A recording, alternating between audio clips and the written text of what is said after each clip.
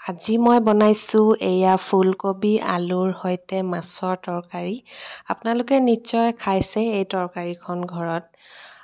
খুবেই বেছি ভাল লাগে খাবলৈ, গতিকে মইনো কেনেদৰে এই তৰকাৰীখন তৈয়াৰ কৰিলোঁ তাকে আপোনালোকক দেখুৱাওঁ ব'লক। প্ৰথমতে কাটি লৈছোঁ ফুলকবি।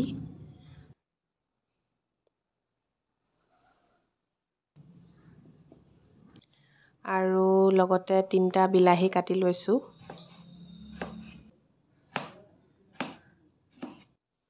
আলু 2টা লৈ মিহি মিহিকৈ এনেকৈ দীঘল দীঘলকৈ কাটি লৈছোঁ। আৰু কেঁচা মটৰ কেইটামান গুচাই লৈছোঁ লগতে।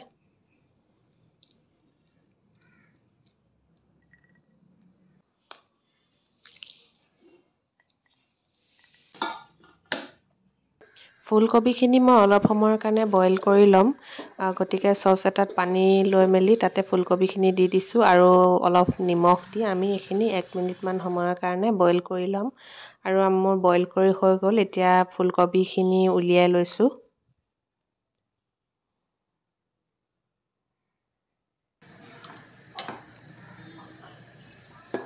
আৰু এটা কেৰাহীত মই তেল গৰম হ'বলৈ দিলোঁ আৰু মাছ কেইপিচ মই হালধি সানি লৈ প্ৰথমতে ফ্ৰাই কৰি ল'ম। ফুল ফ্ৰাই নকৰোঁ, অলপ হাফ ফ্ৰাই কৰিলেই হ'ব।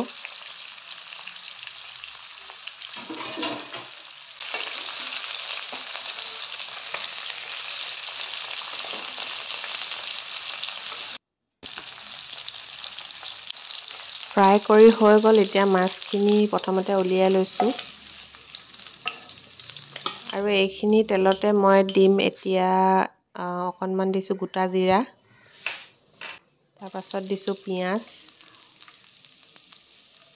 আদা নহৰু পেষ্ট, আৰু এইখিনি এতিয়া অলপ ৰঙচুৱা হোৱালৈকে ভাজি ল'ম।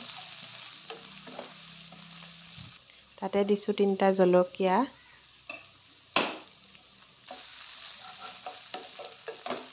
আৰু এইখিনি অলপ ৰঙচুৱা হোৱাৰ পাছত তাতে কাটি থোৱা আলুখিনি দি দিছোঁ।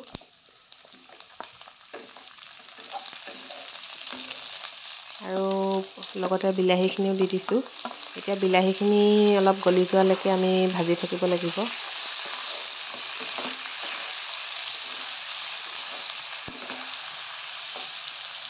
তাতে দিছোঁ সোৱাদ অনুসৰি নিমখ,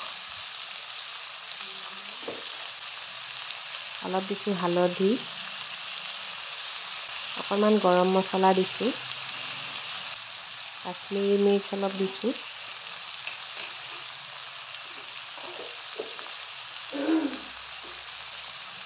আৰু এইখিনি এতিয়া ভালদৰে লৰাই মেলি ঢাকনি মাৰি আলুখিনি অলপ সিজিবলৈ দিম। আধা সিজা হ'ব লাগিব আলুখিনি।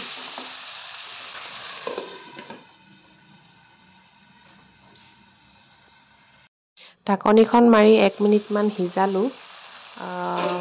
এতিয়া মাজে মাজে এনেকৈ লৰাই থাকিম।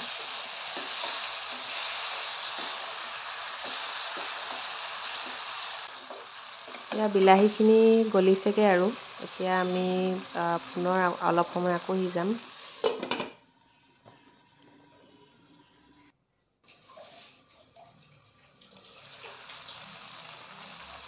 এইফালে আমাৰ বিলাহীখিনি গলি গৈছে আৰু আলুখিনিও আধা সিজা হৈছেগৈ আৰু এতিয়া তাতে আমি বইল কৰি থোৱা ফুলকবিখিনি দি দিম। আৰু এইখিনিও এনেকৈ ভালদৰে লৰাই মিহল কৰি মেলি ল'ম। আৰু তাতে এতিয়া মটৰ গুচাই থৈছিলোঁ যে সেইখিনি দি দিছোঁ। পুনৰ এইখিনি ভালদৰে লৰাই মেলি ঢাকনি মাৰি 1 মিনিটমান সময় পুনৰ আমি সিজাব লাগিব।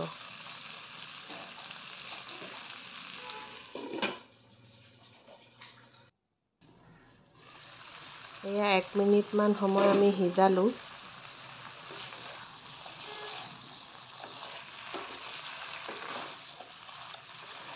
আৰু ইয়াতে আমি এতিয়া ব্যৱহাৰ কৰিম গৰম পানী। এতিয়া মই উতলা গৰম পানী দিছোঁ।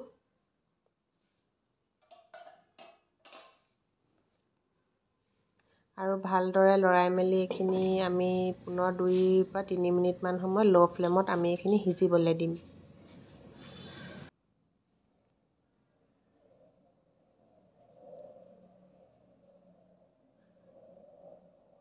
এয়া আমাৰ আলুখিনি সিজিছেগৈ আৰু এতিয়া আমি তাতে ফ্ৰাই কৰি থোৱা মাছ কেইপিচ দি দিম ওপৰতে।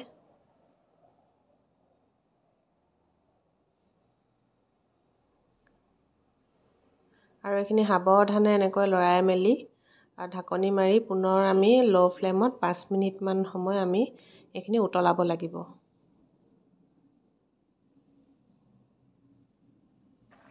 এয়া 5 মিনিটমান সময় আমি এইখিনি উতলালোঁ আৰু আমাৰ তৰকাৰীখন হৈছেগৈ আৰু বেছিকৈ নলৰাওঁ, নহ'লে মাছ কেইপিচ ভাঙি যাব। আৰু শেষত নমোৱাৰ আগতে মই ব্যৱহাৰ কৰিছোঁ আধা চামুচ জালুকৰ গুড়া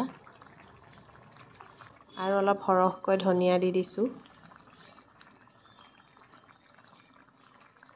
আৰু আমাৰ তৰকাৰীখন হৈ গ'ল আৰু ফুলকবি, আলু, বিলাহী, মাছৰ তৰকাৰী।